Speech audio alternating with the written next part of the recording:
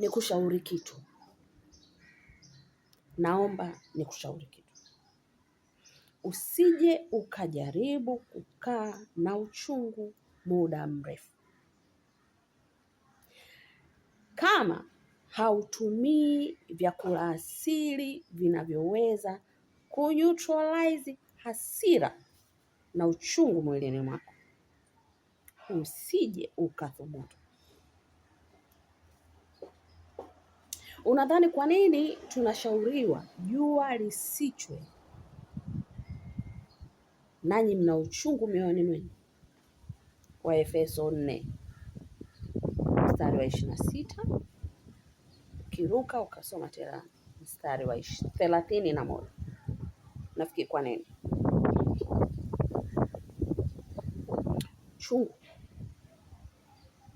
Uchungu.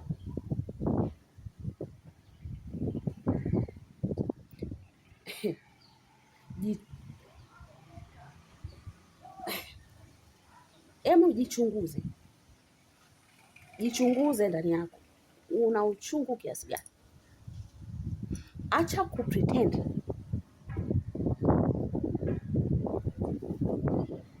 Hakuna kitu kinapita tu hapa duniani. Usipotengeneza, huo uchungu utakumaliza. Usipotengeneza, utajikuta uchungu unakumaliza hivi ndugu yangu. Kwa vitu vidogo vidogo sana, vidogo yani hii unaona kwamba nikwambie, achana tu na magonjwa.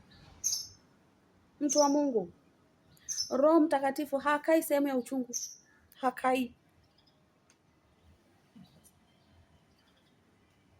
Nakupa siri. Kuna watu wengi sana Mungu ameshatushusha.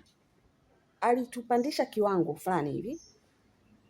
Na wakati anatupandisha, wengine tunapewa taarifa. Umefika kwenye utukufu fulani. Sasa uwe na neema basi hata ya kuwasikia malaika ama kumsikia Roho Mtakatifu wanapotaka kukushusha au wanapoamua kukushusha. Kuna watu tumeshashushwa hatujui.